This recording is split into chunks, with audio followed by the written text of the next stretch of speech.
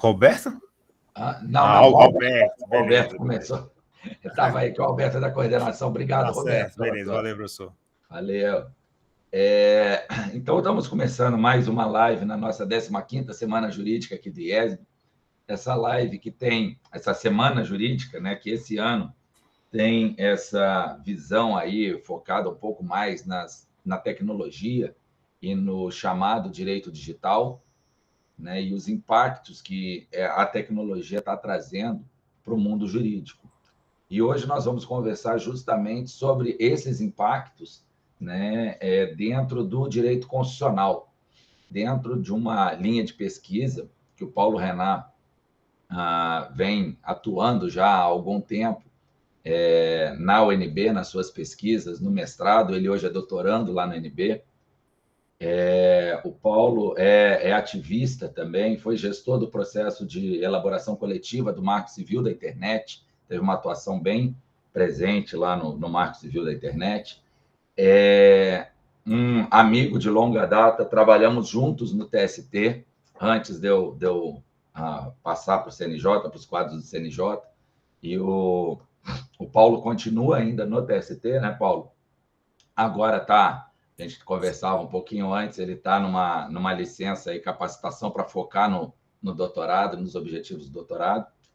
E ele estuda, então, os impactos do direito digital numa linha de pesquisa que hoje, né, caminhando do direito achado na rua, agora o direito está achado na rede, né, Paulo? E aí os impactos que o constitucionalismo traz. O Paulo, nós temos um amigo em comum, o Daniel, né, que também vai estar semana que vem. Eu já aproveito a live para divulgar o lançamento do livro dele, quarta-feira, lá no Supremo.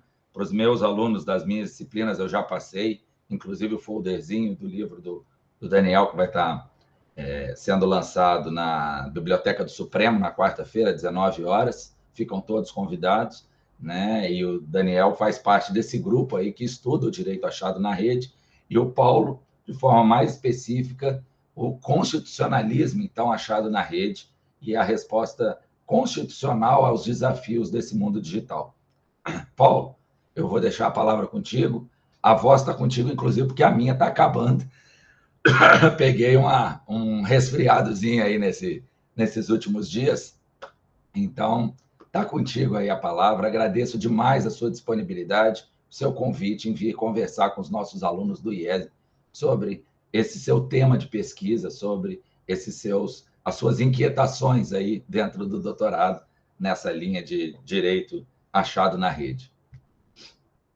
Maravilha, maravilha, Léo, obrigado. Quero, enfim, agradecer imensamente aí o IESB pela oportunidade, cumprimentar aí toda a equipe, enfim, que está acompanhando e vai eventualmente ver a gravação depois na sua pessoa. Você é como você disse, um amigo de longa data. Aí eu entrei no TST em 2004, estou indo para 20 anos já de serviço público, o tempo voa, né? E estou agora em licença, né? Entrando em licença capacitação para poder me dedicar ao doutorado. E é curioso que eu já lecionei no IESB para pós-graduação em jornalismo, né, produção multimídia, falando de direito autoral, direito de imagem e ética nesse campo, né, também da tecnologia. E são temas que cada vez eles ocorrem de forma mais pontual, mas que eles vão se fortalecendo e se repetindo e se avolumando, e chegam num momento em que vai ficando para todo mundo a evidência de que eles estão presentes na nossa vida o tempo inteiro, né? Eu tenho brincado que as notícias catastróficas vêm falando de a inteligência artificial destruir o mundo, né? E a gente não precisa pensar numa incidência de uma nova tecnologia de uma forma que vai pôr o fim nas coisas, né? E lembrar que a gente tem inteligência artificial no nosso dia a dia já há muito tempo. Todo corretor ortográfico de celular, né, que cria aquelas situações constrangedoras, né, de você mandar uma mensagem para uma pessoa que tem um nome e aí muda para uma palavra parecida, né? Isso já é inteligência artificial, né? Funcionando desse mesmo jeito, nem sempre tão acurado que a gente tem com as nossas assistentes, né, de voz, e seja a Siri, seja, não vou nem falar o nome aqui da minha assistente pessoal da Amazon, senão ela já vai querer bisbilhotar aqui e perguntar alguma coisa também. Mas, enfim, a gente está permeado por essas tecnologias digitais de informação e comunicação no nosso dia a dia há tanto tempo que a gente não percebe. Claro que quando tem alguns saltos, como, né, o famigerado ChatGPT, que, né, pouca gente, por exemplo, sabe da mudança da versão 3 para a versão 4, mas virou uma febre, uma coqueluche, e o Daniel é um que brinca comigo, né? A gente fala, pô, se o negócio virou febre, tá ruim, gente. Febre é sintoma de doença, né? Não tá bom, não. Mas é uma movimentação por colocar para o público grandes mudanças, né, de uma hora para outra, mas que vêm sendo produzidas pouco a pouco. Né? E eu tenho... Estou aqui com uma camisa que traz a Frida, e faz uma referência, ó, vamos ver se o pessoal vai pegar. O Léo vai lembrar da Salma Hayek fazendo o filme da Frida, e ontem estreou uma temporada nova de Black Mirror. O primeiro episódio é com a participação da Salma Hayek, e é um episódio, né, daqueles absolutamente Black Mirror, assim, né, que brinca com termos de uso, brinca com seriado, brinca com streaming, brinca com direito de imagem, e uma série de questões, e acaba numa questão filosófica, assim. E aí, trazendo para o direito, né, Léo, a minha praia, né, há muito tempo, tem sido essa questão do direito e tecnologia. Meu aporte para o direito e tecnologia foi a questão da música. Né? Até eu sou também, há um ano e meio já, sou pesquisador no IRIS, Instituto de Referência Internet e Sociedade, sediado em BH, que com a pandemia a gente tem gente em Rondônia, Salvador, Brasília, Porto Alegre, então virou um instituto de uma amplitude mesmo nacional, mas eu publiquei um texto, né, com uma lista de músicas, fazendo uma reflexão sobre as questões do digital e do direito, né, enfim, pela internet, do Gilberto Gil, né, que atualiza pelo telefone, que é o primeiro samba gravado, e a minha questão com a música foi perceber que eu conseguia gravar uma música e ter num CD de forma trivial, né, com Napster, antes da gravadora lançar o disco no Brasil. Isso é um problema, porque no Brasil isso é um crime. A violação de direito autoral no Brasil não é só um ilícito civil que você resolve com autorização posterior e pagamento de indenização civil. A nossa legislação coloca ele como um ilícito penal, com intenção de lucro, etc. Ele tem 3 hipóteses, 3 parágrafos que geram agravantes, e um parágrafo que exclui as agravantes, se você se enquadrar nas hipóteses excepcionais da lei, ou, enfim, em situações em que não haja intuito de lucro. Mas ele não afasta o caput do tipo penal. Então, continua sendo crime violar direito autoral com ou sem intenção de lucro, direta ou indireta. Isso me incomodou, em especial, pela internet. Permitir tão facilmente, né, ela começa esse epítome da cultura digital, a internet deixa muito evidente como a gente consegue agora, né? Tem uma pilha de livros aqui, mas, cara, no meu celular deve caber mais livro do que na biblioteca do IESB, do CEUB e da UNB juntos. E processamento, né? Vamos dar um Ctrl F aqui no 1984 e ver quantas vezes aparece a palavra, sei lá, amor. Se eu for ler e procurar a palavra, eu vou pular alguma, eu vou pular a página, eu vou errar a conta. O computador faz isso de forma trivial e comunica ainda, né? Então, o computador permite, né, que a gente mande mensagem de WhatsApp, e-mail, e, enfim, newsletters, e a gente comunica em tempo real, como a gente está fazendo aqui agora, coisa que seria inviável para a gente realizar sem essa tecnologia digital, né? No analógico do rádio ou no analógico da TV, a gente precisaria ter uma estação para transmitir essa conversa, né? Aí vem aquela coisa de estúdio, maquiagem, E, né, as pessoas não poderiam interagir conosco com essa mesma facilidade. A internet traz essas provocações todas. Essa digitalização que caracteriza a nossa sociedade pós-industrial. É essa ideia de que as grandes revoluções, né, de matriz energética, então você muda, né, da força animal, da tração animal, para o vapor, e o vapor sendo produzido, né, por diferentes matrizes, até a gente chegar no combustível fóssil, do petróleo, e eram incrementos que na indústria geravam produções mais rápidas e mais volumosas, mas que ainda assim, em Brasília, por exemplo, a gente sentia falta de não estar no litoral, porque produtos eram lançados em São Paulo e no Rio de Janeiro primeiro, né? Roupa, e até hoje, né? A indústria de shows, por exemplo, a indústria do entretenimento, né? Os grandes festivais que estão voltando a acontecer no Brasil, é São Paulo e Rio de Janeiro. Sobra um show ou outro aqui, mas é isso, é um show ou outro, né? Ao passo em que no digital, falando de novo da música, o lançamento do Gilberto Gil de hoje, né? Toda sexta-feira no Spotify tem um monte de lançamento. Gilberto Gil lançou uma música hoje, eu já ouvi hoje. Aqui em Brasília, poderia ouvir em qualquer lugar do mundo.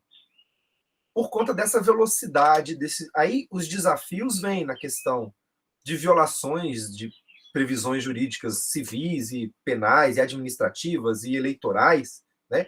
O desafio que é para a justiça eleitoral realizar as eleições com agilidade e segurança ao mesmo tempo, e o desafio que é para a justiça do trabalho ter que resolver se tem relação de emprego ou não com o motorista do Uber, com o entregador do iFood. A gente tinha dificuldade com as terceirizações, né? A atendente do telemarketing do cartão de crédito do banco é bancária ou não é?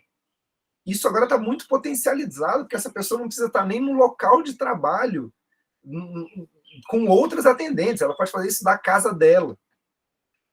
E aí os níveis de exploração e etc. Mas tudo isso para dizer que essa nova sociedade da informação, né, que é esse nome que pegou na virada do século XX para o XXI, e a ONU, né, fez os eventos da Cúpula Mundial da Sociedade da Informação, ou Cimeira, né, em português europeu, e realizou em 2003 em Genebra e 2005 em Tunis 2 rodadas que firmaram uma declaração de princípios, um plano, e em 2005 uma agenda e compromisso. Então, os países perceberam que essa nova sociedade da informação, superando a sociedade industrial, né, é um dos nomes que o pós-modernismo dá para a sociedade pós-industrial. Na sociedade da informação, tem muitas promessas de igualdade, de aprendizado constante, de maior participação, de sustentabilidade, enfim, uma lógica de redes, né, de mais horizontalidade, menos verticalidade, de menos centralidade, né, e mais igualdade entre os polos. E isso é uma lógica que permeia a nossa forma de ver o mundo hoje. A gente está muito, né, acostumado a falar em rede, não só, né, a rede de deitar, mas a rede de comunicação ou, né, uma rede de tráfico de drogas. A gente usa a palavra rede num sentido muito comum na nossa sociedade, com essa lógica de organização em que, se, por exemplo, né, uma pessoa saiu da reunião, a gente sabe que não foi a nossa conexão que caiu, porque eu consigo continuar vendo com os outros pontos, e de repente, se você tenta falar e o seu microfone não funciona, Léo, eu consigo confirmar com a Andréia, com a Melinda, com a Raíssa. Gente, é só para mim que está mudo? Essa lógica de rede, os pontos da rede estão em contato direto e se verificam o tempo inteiro. Na ONU, os países perceberam, então, e já registraram, que todas essas promessas vêm também com alguns problemas reais. Por exemplo, o problema de agudizar as dificuldades. Porque se a gente estivesse num auditório, eu e você no palco e todo mundo assistindo a gente, todo mundo ia estar com as mesmas condições de luz, de temperatura, de visibilidade. Agora a gente deve ter alguém que está tentando entrar aqui que não consegue porque a conexão está ruim. Alguém que está aqui que está com uma câmera ruim. alguém que está num quarto com outras pessoas, alguém que está num escritório com outras pessoas. Então, as condições são diferentes. E quando a gente passou pela educação da pandemia, né, crianças e adolescentes e adultos tinham condições diferentes de educação e de trabalho. Quem era mais rico e tinha mais computadores e celulares em casa e etc., pôde estudar melhor. Antes, sei lá, a pessoa podia ir de helicóptero para a escola, mas chegou na escola, dentro da sala de aula, é o mesmo ambiente. Então, essa sociedade da informação, ela é também prenhe de novas dificuldades. E aí a gente vai para os desafios, né? Como eu dizia, desafia a comunicação, desafia a política, desafia a economia com Bitcoin, desafia a política com... vai ter um fato político, a gente tem notícias, desafia o jornalismo, uma notícia do que vai acontecer, do que está acontecendo, do que aconteceu e as reações e etc. Pro direito, essas novidades vêm, Léo, com o renascimento, o ressurgimento, a retomada de questões que pareciam resolvidas. Então, se um canal de TV exibe um conteúdo ilícito, é simples. Você fecha o sinal do canal de TV. Você impõe uma sanção durante um determinado prazo e ninguém mais vai receber aquele sinal do canal de TV. Mas hoje, o canal transmite ao vivo pelo YouTube, pelo aplicativo próprio, por outra plataforma. E se você cortar o sinal digital da TV, você não impede o canal de continuar transmitindo. E mais do que o canal, porque o canal ele segue a lógica da concessão. Então, ele tem um processo de análise pelo poder público de quem vai poder ter um canal de TV, ou uma emissora de rádio, ou um serviço de telefonia. E aí é centralizado. Quando a gente vai na cultura da convergência e o telefone, ao mesmo tempo, né, parece aquela barrinha preta do 2001, Odisseia no Espaço, né? Mas é daqui que vem o nome, gente. É o Black Mirror, né? É o espelho preto.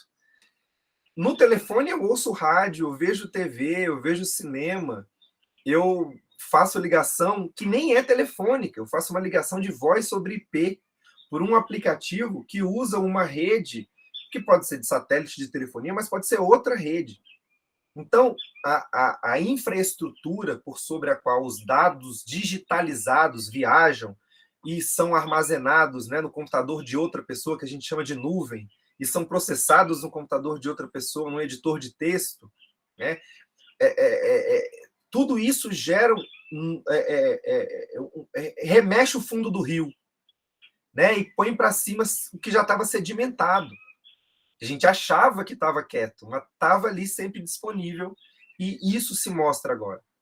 Então, no meu mestrado, né, aí, pelo mestrado eu fiz o livro, né, O Direito Achado na Rede, que é uma... Enfim, eu derivo a partir da teoria da escola do direito achado na rua, né, bastante vinculado com o professor José Geraldo, que é até um vídeo engraçado dele circulando pelo WhatsApp aí num momento político, né? Ele falando... eu ouvi aquilo em sala de aula, né? Agora eu fico pensando, será que ele estava falando que a gente não estava entendendo ou ele estava falando de outra pessoa?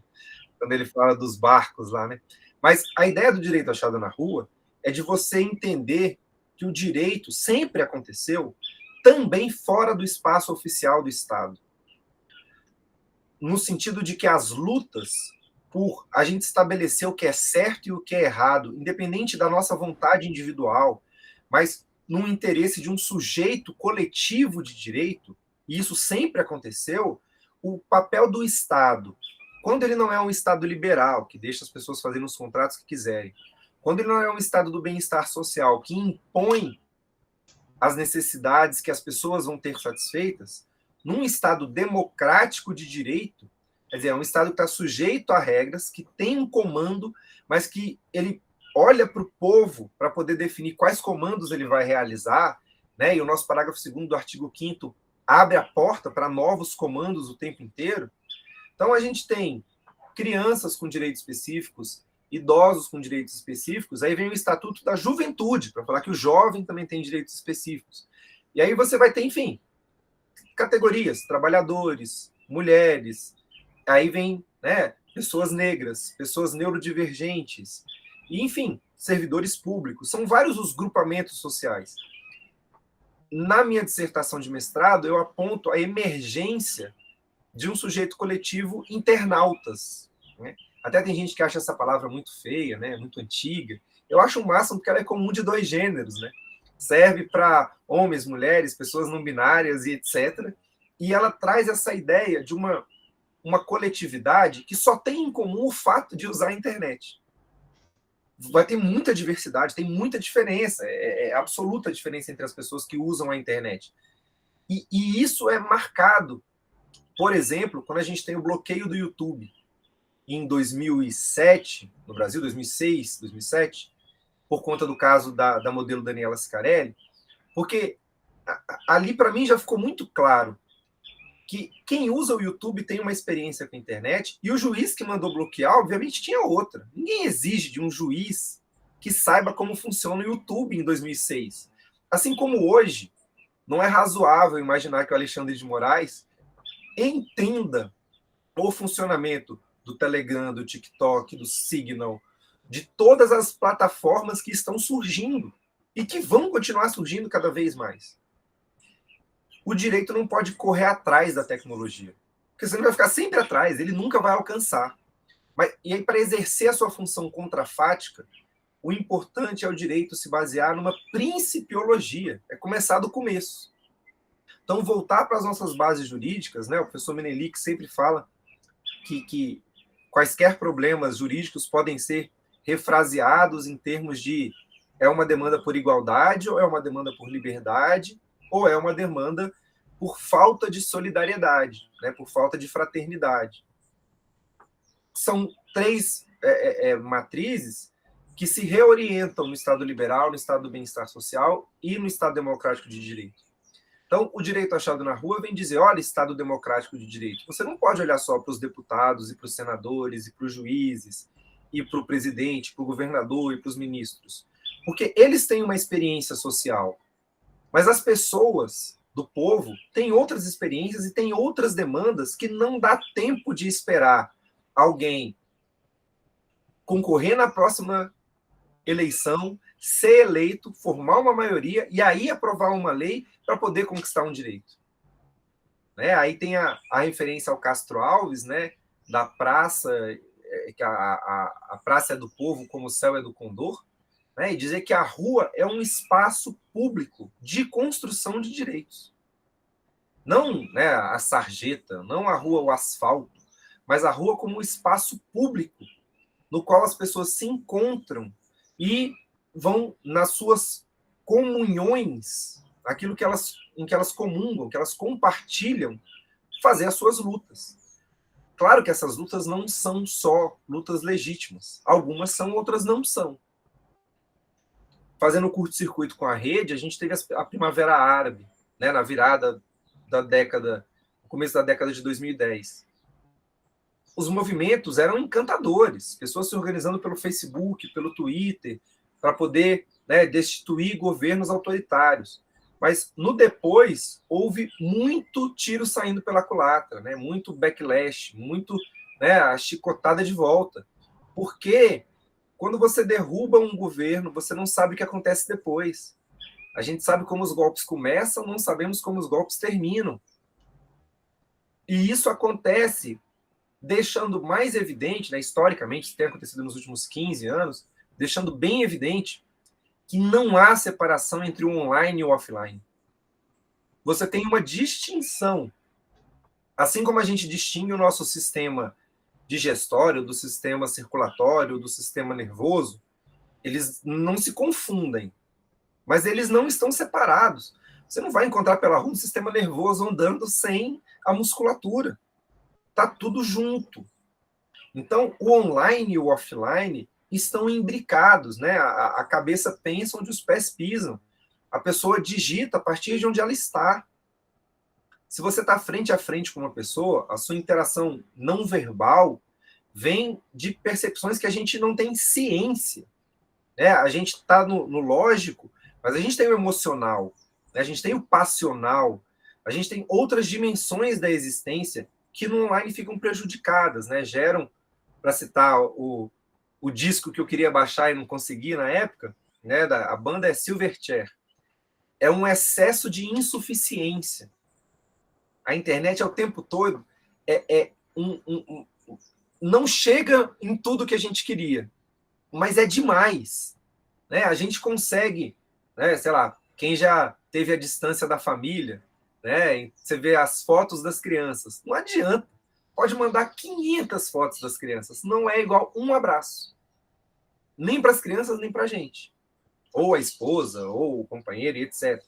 Então, esse distanciamento gera desumanizações, gera novas formas de violações de direitos, e aquelas promessas da sociedade da informação, então, demonstram mesmo que elas estão sempre no risco, na armadilha de gerarem novas violações. E aí, o que eu tenho estudado, então, o meu foco inicial é a criptografia. Até eu estou muito feliz porque semana passada várias organizações sociais me deram assim uma chave excelente para eu explicar para pessoas que não entendem o assunto, mas várias organizações do mundo, incluindo do Brasil, peticionaram ao STF que ele proteja a criptografia ao julgar os 2 casos envolvendo o bloqueio do WhatsApp no Brasil. Foram 4 bloqueios que aconteceram entre 2015 e 2016. O STF realizou uma audiência pública em 2 dias em 2017. O caso está parado no julgamento desde 2020, depois que a ministra Rosa Weber e o ministro Edson Fachin já votaram, cada um deles, cada uma, né, cada um tem a relatoria em um dos casos e o relator votou no processo contrário. E está parado desde 2020, com vistas do ministro Alexandre de Moraes, né, que a internet batizou de Xandão. E ele, essa semana aqui em Brasília, falou que para ele não pega nada, porque Xandão era o filho dele desde sempre, que também chama Alexandre. Mas essa situação de organizações do mundo virem aqui no Brasil falar para o STF como que ele tem que julgar um processo para proteger a criptografia. Por quê? Que organizações são essas? Por que nesse caso? Por que no STF? Não está na primeira instância isso? É só controle concentrado? Isso aconteceu em outros países também? É um caso exclusivo do... Por que o Brasil? Por que o mundo inteiro está preocupado com o Brasil? Qual a diferença que faz uma decisão dessas no Brasil para o mundo?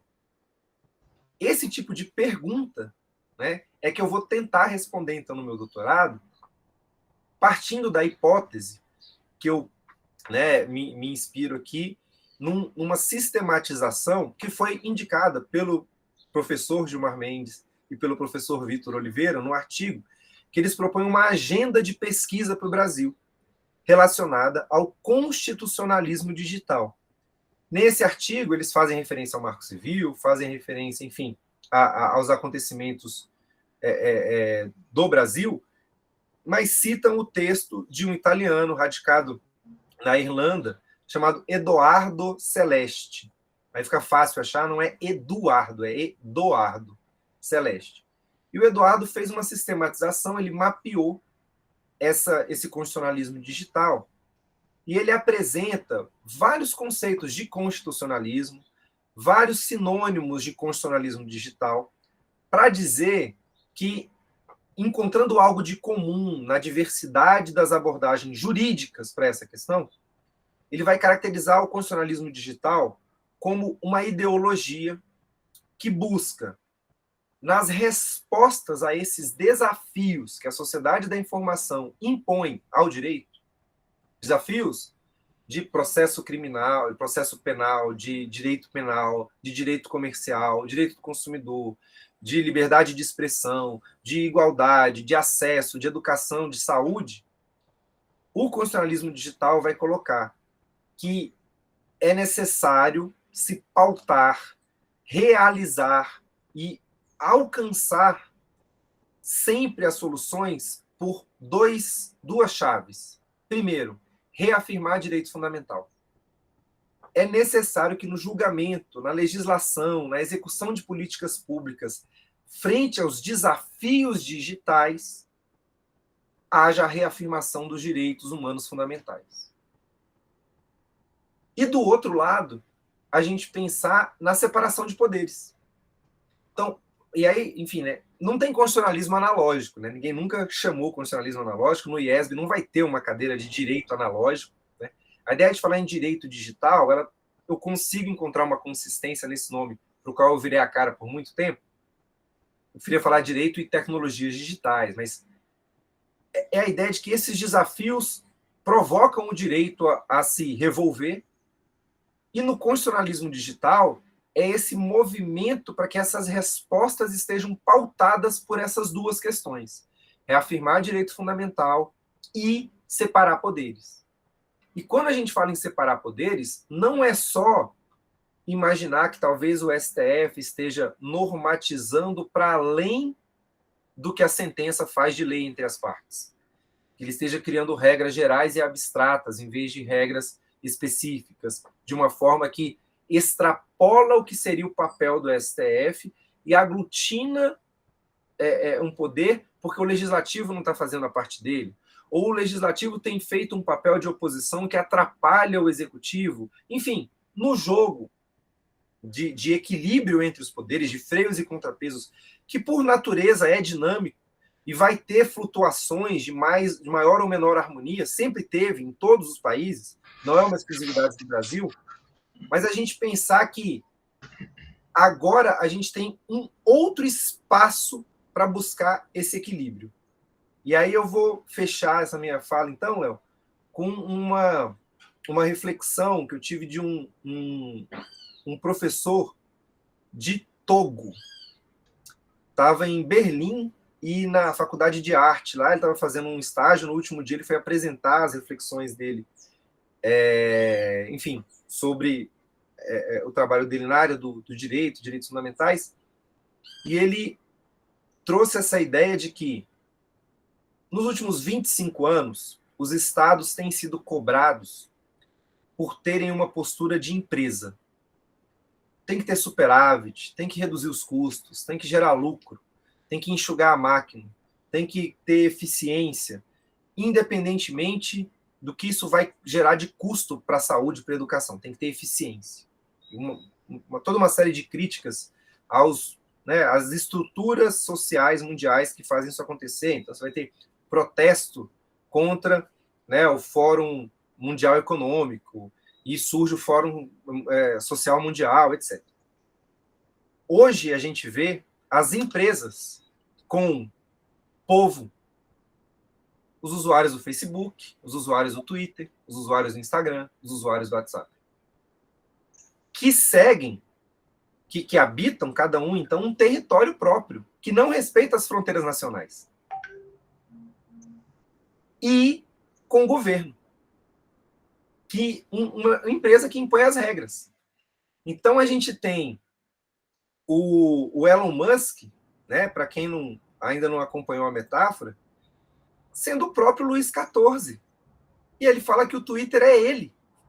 Ele escolhe e fala que a logo do Twitter não vai ser mais um passarinho, vai ser um cachorro.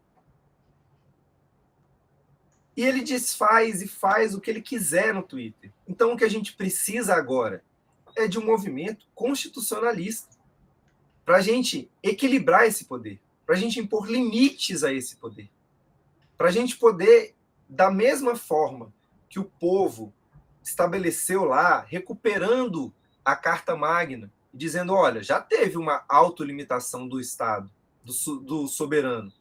Então, ele não é absoluto. Ele está sujeito ao direito. Então, talvez, da mesma forma que o Facebook tem lá o seu Oversight Board, a gente possa, no futuro, recuperar essa experiência e estabelecer que essas empresas que estão se portando, e, portanto, como estados, também se sujeitem a normas constitucionalizantes que nos assegurem direitos fundamentais e uma separação equilibrada e harmoniosa dos poderes. É isso. Bacana demais, Renan, enxergar, né, nessa sua fala e nas suas inquietações dentro da sua pesquisa do doutorado, isso que a gente já vai notando e vai trazendo para os alunos da importância da transdisciplinariedade, né? Você acaba com uma fala, né, que foi trazida por alguém que estava estudando a parte da arte, que enxerga os problemas que isso está trazendo para um campo do direito também, né? A questão do direito autoral, começa lá a preocupação com o direito autoral dentro da rede, e aí começa a enxergar, calma aí, mas dentro da rede não acontece só violações nessa seara do direito autoral. E aí começa a ver, opa, existe um mundo inteiro dentro da rede, e claro, de 2000 para cá, né, potencializado com todas essas redes sociais, e aí dependendo da rede social que a gente fala, também entrega a nossa idade, da rede social que a gente usava no passado, mas os aumentos das possibilidades que as redes sociais foram trazendo, né? E aí, dentro das redes sociais, os movimentos sociais, depois desses contramovimentos que surgiram, né? Que você muito bem colocou como o rebote aí do chicote, né? A volta dele, e até onde vai e como que nós vamos pensar em garantias de direitos fundamentais e manutenção do Estado de Direito a partir dessas redes sociais, numa velocidade que o pessoal que está aí hoje assistindo a gente, muitos dos nossos alunos, né, espera uma resposta muito rápida, né? E como que o direito vai apresentar essa resposta constitucional nessa velocidade, ainda julgando como a gente julga tradicionalmente no direito, né? Então, as reflexões todas são muito válidas, assim, instigantes. Você, em uma fala de 40 minutos, aí, um pouco mais, abriu frentes para vários artigos. O pessoal que está perdido aí ainda no seu trabalho de conclusão de curso, reassiste a live, que vai ver que em cada 5 minutos ali você consegue achar um tema aí para desenvolver um artigo, né? Que no final de tudo pode ajudar o Renan também lá na consolidação das suas ideias de doutorado, que cada ponto desses, né, que você vai trazendo com reflexões, tem aí coisas com direito penal, com direito civil, com processo, né, o impacto da tecnologia no processo, isso tudo vai, no final, chegar na Constituição e nessa garantia dos direitos fundamentais tão essencial, né, trazida aí pelo professor Eduardo, né, que deixasse bem registrado. Renan, eu agradeço muito. Pessoal, se alguém tiver algum questionamento, alguma reflexão, alguma inquietação aí sobre essas ponderações trazidas pelo Renan, o chat está liberado. Como nós estamos num grupo pequeno também, se quiser levantar a mão aí, abrir o seu microfone, eu sei que as condições não são, às vezes, muito ideais, como o Renan falou, né? Às vezes tem alguém que está no trânsito, está no trabalho, está dividindo a sala com outra pessoa, então fiquem à vontade também para colocar lá no chat. E, Renan, dentro dessas suas inquietações aí, ontem, na verdade, a gente conversava sobre as ferramentas de inteligência artificial hoje que estão auxiliando aí o STF, principalmente, né? E como que essa inteligência artificial pode refletir no constitucionalismo aí e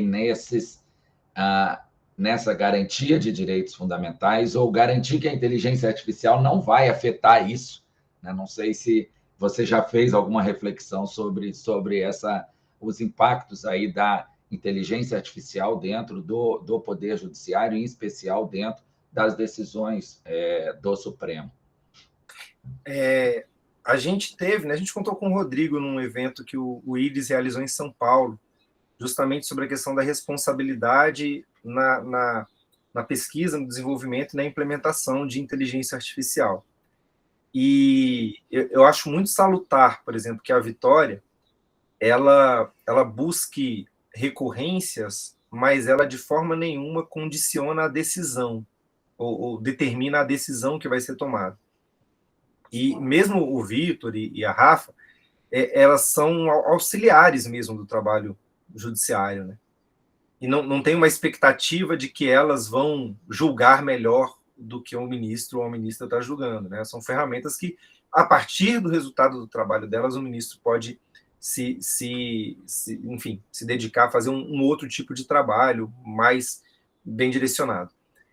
Mas as reflexões que a gente tem feito em relação à inteligência artificial e direitos fundamentais, de maneira geral, até, né, a outra ONG da qual eu faço parte, que é o Aqualtune Lab, que a gente tematiza a questão de direito, raça e tecnologia, tem uma sobreposição aí com o IRIS. Eu participei de uma das audiências da Comissão de Juristas do Senado, né, que produziu o relatório que virou o PL de inteligência artificial, regulação da inteligência artificial, com que o Senado quer resolver a bomba que a Câmara aprovou, né? O projeto da Câmara é absolutamente aterrorizante.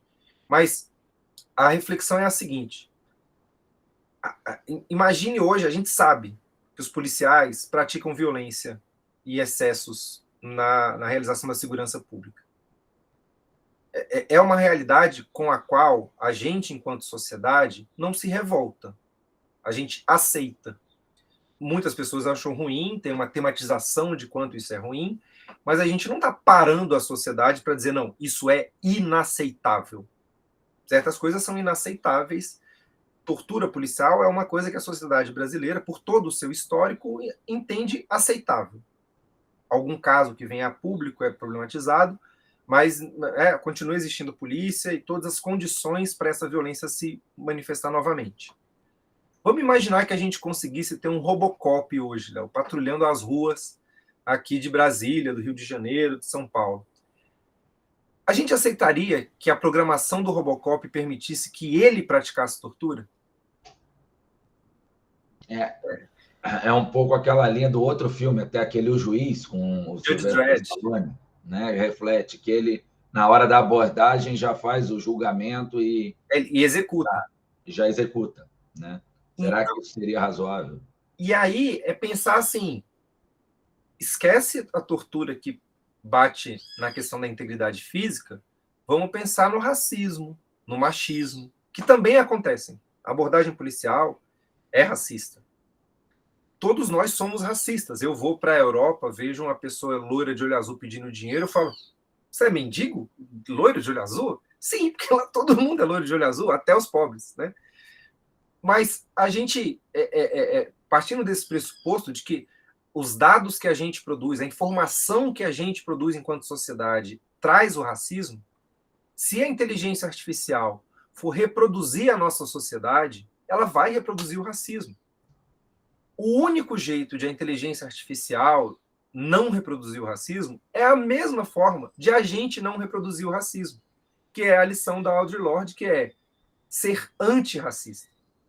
Se a inteligência artificial não for deliberadamente direcionada para se contrapor a uma realidade racista, machista, neurotípica, ou excludente de qualquer forma, ela vai reproduzir essa discriminação, esse preconceito, essa exclusão, e pior, com uma grande chance de agravar. Porque, né, você pensa assim, quantas decisões ruins um juiz consegue tomar por dia? A inteligência artificial consegue tomar muito mais decisões ruins por dia, se ela repetir o padrão daquele juiz ruim. Então, o nosso judiciário, formado por pessoas, tem um compromisso ético, humano, de melhoria. É um horizonte nunca alcançável, mas tem esse compromisso.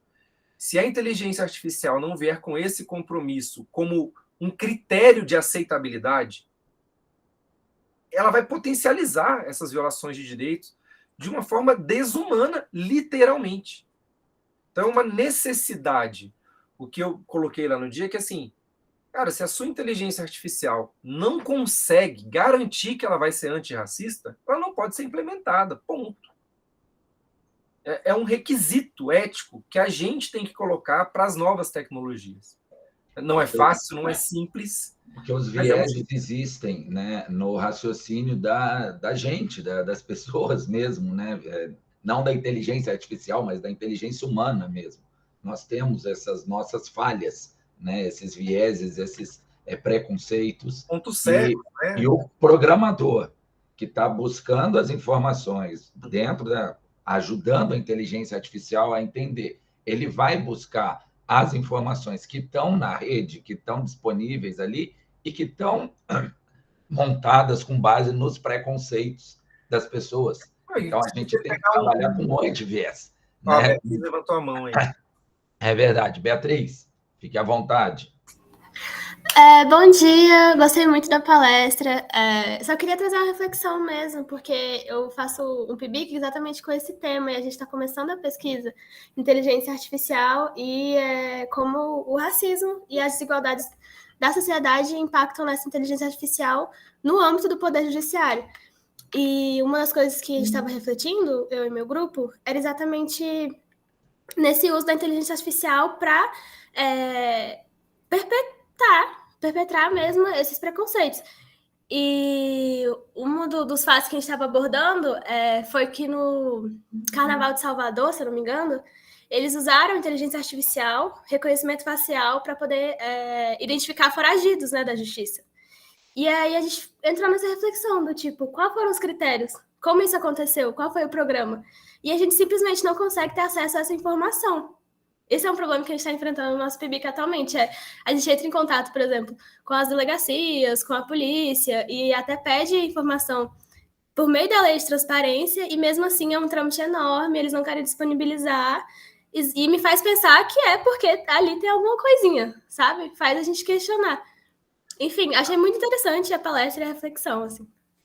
Tem um pessoal de Recife, o IPREC, eles fizeram uma pesquisa chama Mercadores da Insegurança. E eles tentaram levantar, com o recurso da LAI, quais eram os programas que estavam sendo adquiridos pelo Estado, tanto a União quanto os Estados, para fazer hacking governamental, para burlar as medidas de segurança e investigar pessoas. E por lá eles não conseguiram. Eles foram no portal da transparência e viram os gastos. E aí eles encontraram, e aí depois fizeram perguntas mais direcionadas para complementar. E uma coisa interessante, Beatriz, é que, enfim, de novo, é uma temática que vai levantar várias questões, né? Além da questão do racismo, é pensar assim, para uma câmera identificar uma pessoa suspeita, ela tem que passar pelo rosto de todas as pessoas. É a mesma discussão que a gente vai fazer no WhatsApp, se a gente for ter uma rastreabilidade das mensagens. Para a empresa saber quais mensagens são desinformação, ela tem que ler todas as mensagens. Só assim ela consegue identificar as mensagens que não são verdadeiras. A gente quer isso? A gente quer que uma empresa privada sediada nos Estados Unidos leia todas as nossas mensagens no Brasil, inclusive as mensagens do Bolsonaro, do Xandão, do Lula, da Dilma, do prefeito da cidade, do nosso diplomata. A gente quer que essa empresa leia as mensagens daquele empreendedor de fundo de garagem que está fazendo hoje a próxima empresa que pode desbancar a Meta. A gente quer isso, porque se a gente aceitar isso, a gente vai estar definindo um futuro. Então, o reconhecimento facial é para todo mundo, não é só para bandido, é para todo mundo. Então, são reflexões aí que vão... A questão do racismo é central.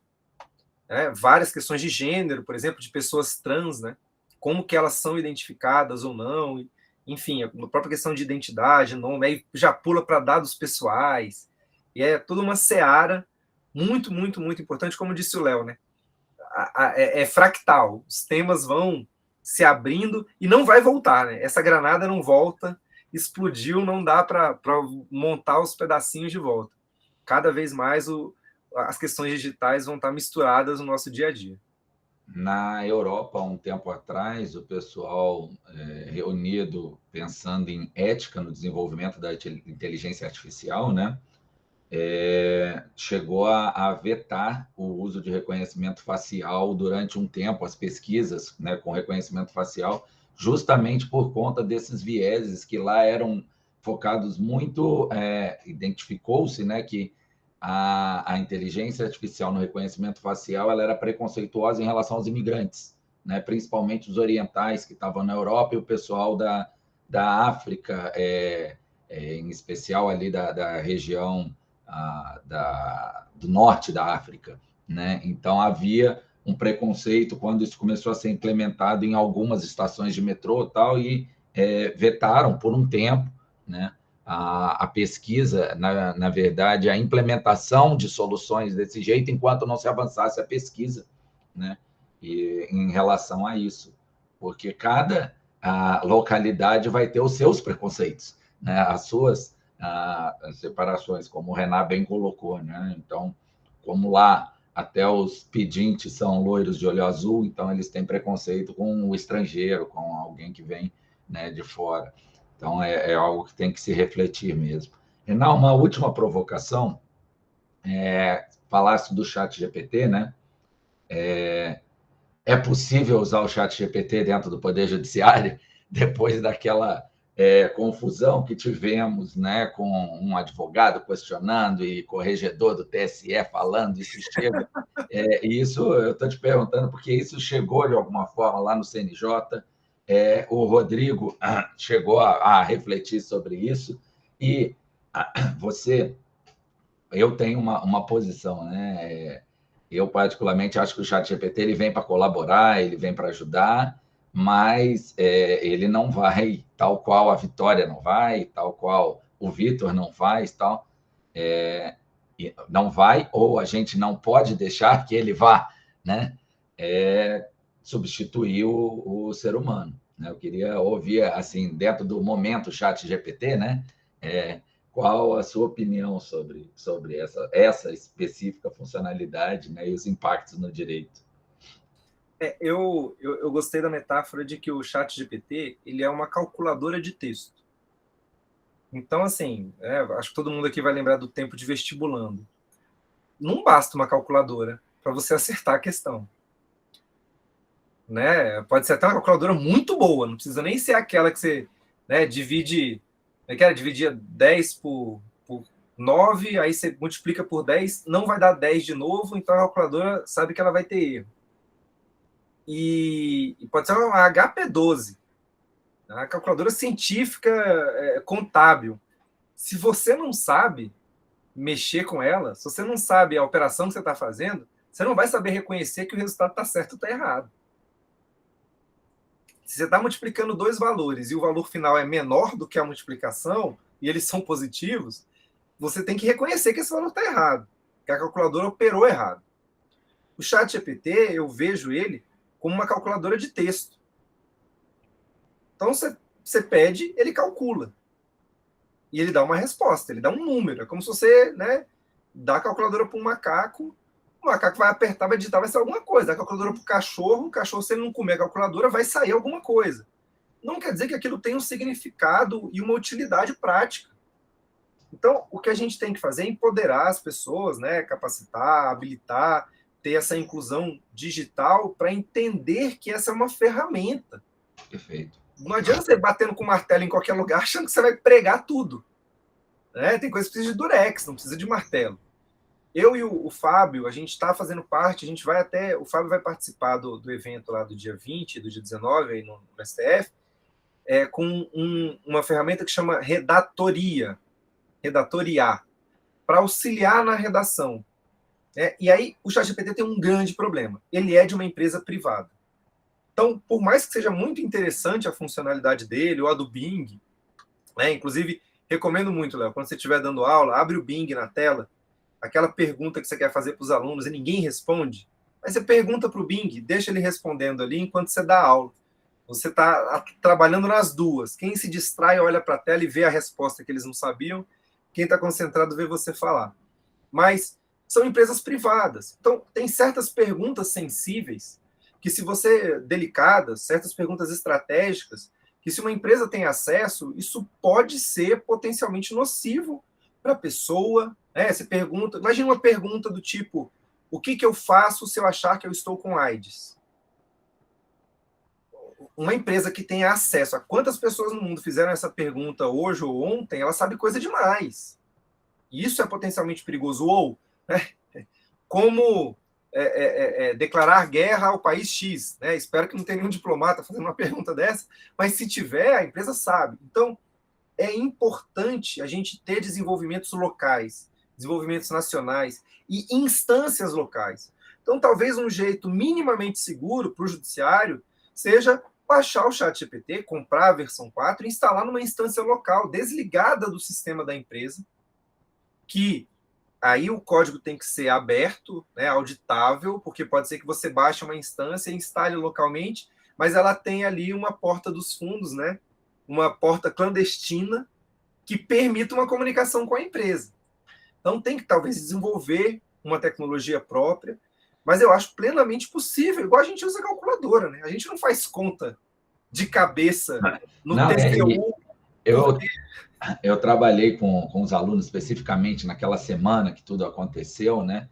E não lembro se foi o Conjuro ou o Migalhas, chegou a colocar a petição inicial, né, feita pelo advogado, tal, que deu toda aquela confusão no TSE. E é exatamente isso. Na hora que você lê a petição dele, que o ministro até chegou a chamar de uma fábula, né, junto com o ChatGPT, ele coloca os parâmetros.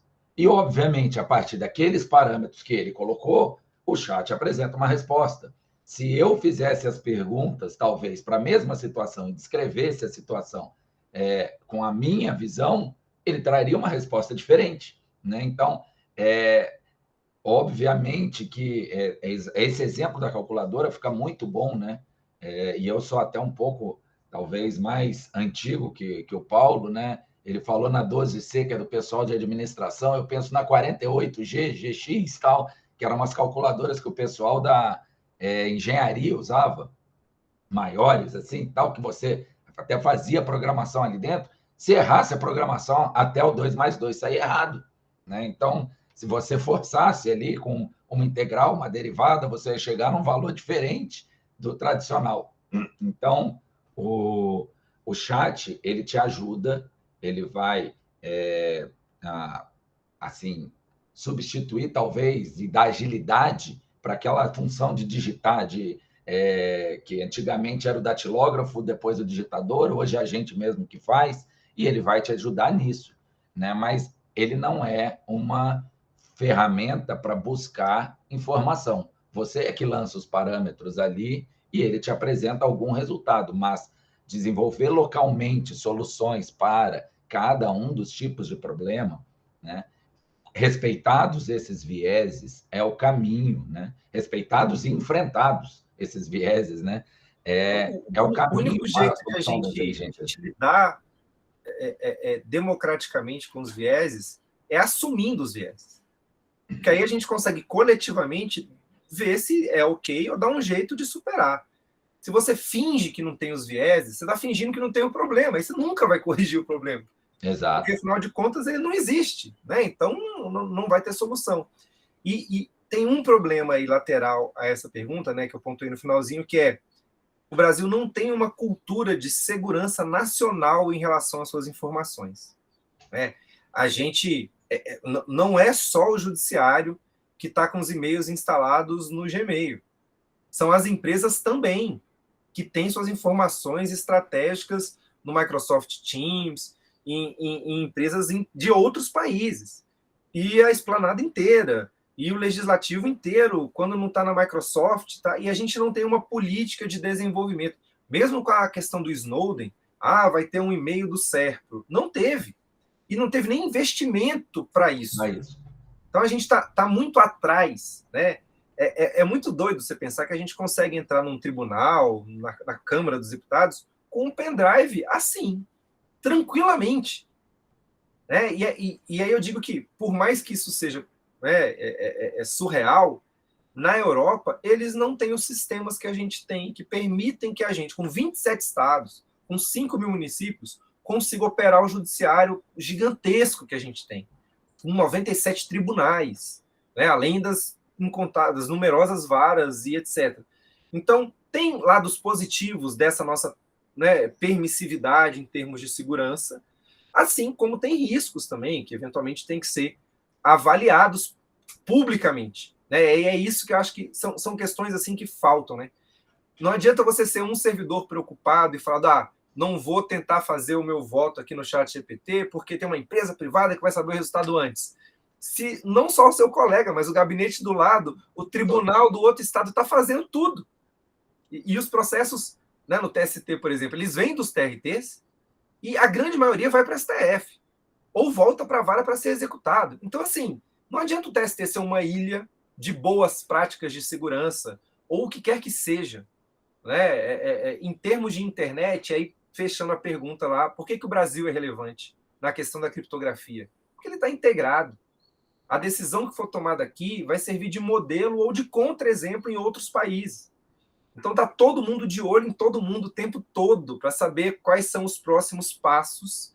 Né? E aí, enfim, uma questão que vai ser feita nacionalmente, mas que provoca também uma reflexão mundial em termos de constitucionalismo.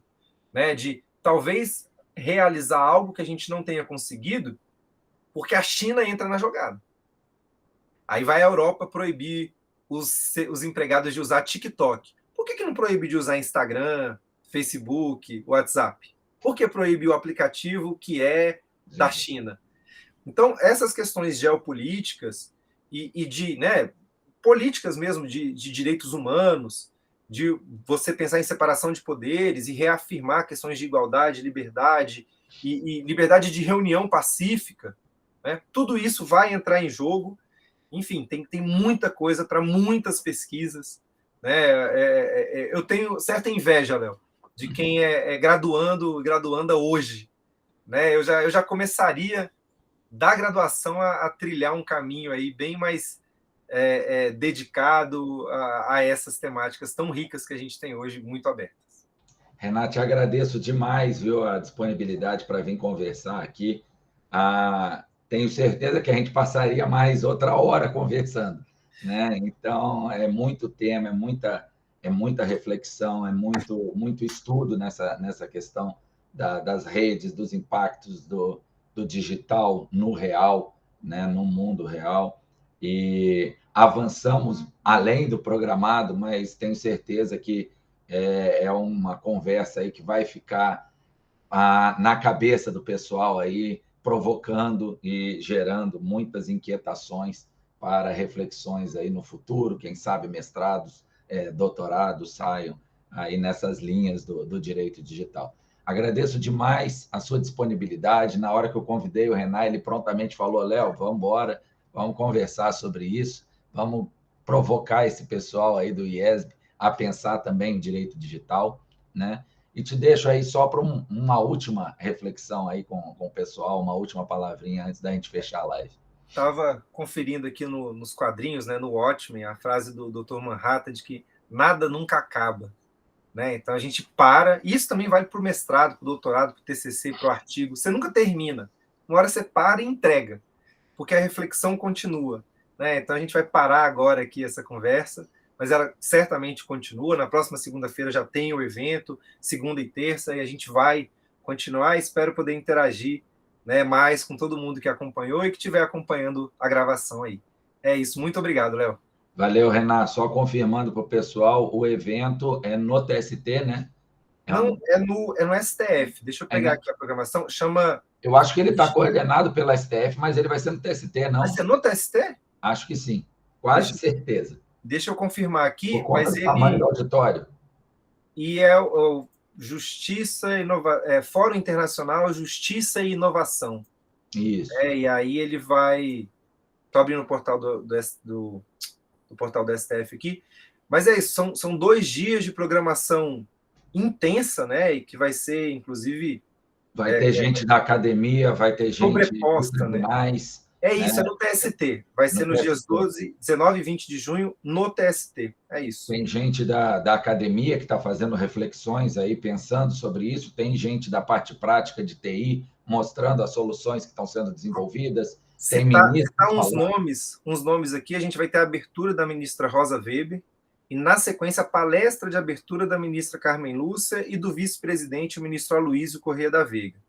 E aí vem Diogo Cortis, Priscila Lawande, Tainá Junquilho, Guilherme Klafke, Laura Schertel, Carlos Afonso Souza, o ministro Ricardo Cueva, do STJ, Juliano Maranhão. Então, assim, são vários nomes muito relevantes que vão estar nesse evento Fórum Internacional Justiça e Inovação, 19 e 20 de junho de 2023. A Raíssa está perguntando se quer assistir, é só ir pelo... Renato, você consegue colocar o link aí para o pessoal? Que eu acho que pelo link vai ter, salvo engano, ele tem transmissão no YouTube e ainda tinha possibilidade de inscrições no site. Eu já estou inscrito lá. E eu, assim, uma dica aqui, né, clandestina, eu acho que vale a pena aparecer. Quem ainda não se inscreveu, vai lá, porque eventualmente tem alguém que se inscreveu só para ir no dia 20, no dia 19 não vai, ou vice-versa.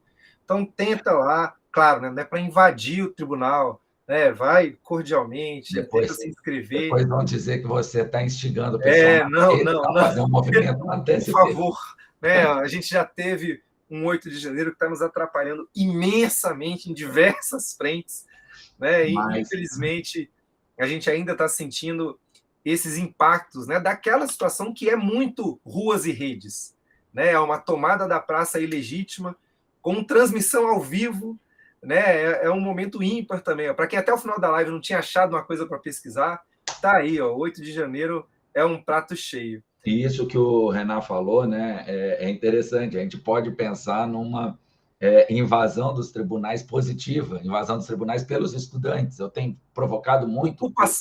Uma ocupação. Eu tenho provocado muito os meus alunos, que muitas vezes a gente está aqui em Brasília e esse momento que a gente passou de pandemia, de ensino nas redes, o pessoal ficou distante dos tribunais, né? E não sabe que muitas vezes você pode ir lá ao tribunal para ir na biblioteca, passar a tarde estudando. Aí você aproveita, vai e assiste a sessão que é aberta ao público. O pessoal acha eu tenho uma colega, organismo para isso. Tem uma colega que está há 5 anos no TST, ela nunca viu uma sessão da SDI. Olha que loucura. Os meus alunos já viram que eu levei. Esse ano eu consegui levar uma turma. Então, a pandemia e o modelo de educação virtual afastou o pessoal dessa realidade que a gente tem em Brasília, essa possibilidade que a gente tem em Brasília. Os tribunais estão lá, as portas estão abertas. O máximo que vai chegar é você chegar lá para tentar assistir o evento, não está inscrito e está lotada. O que eu duvido muito no TST, com aquele tamanho de auditório que a gente tem lá no TST. Né? Pode ser que você não consiga assistir todas as palestras, mas uma ou outra, né? E o pessoal não vai barrar se você estiver lá atrás de educação. Né? Então, conhecendo a turma, inclusive do TST, arrisca. Né? Se não der para fazer a inscrição, arrisquem, chegam lá. Acho que essa dica do Renan é bem positiva. Tá bom, pessoal? Um grande abraço, Renan, mais uma vez, obrigado. E aí eu vou pedir para o Alberto aí, pode encerrar a gravação. Tá? E, pessoal, obrigado pela participação. Aí estendemos um pouquinho o horário e ficaram todos com a gente conectados. Valeu, Renan, até a próxima. Valeu, Léo. Um abraço, a gente se vê. Tchau, pessoal.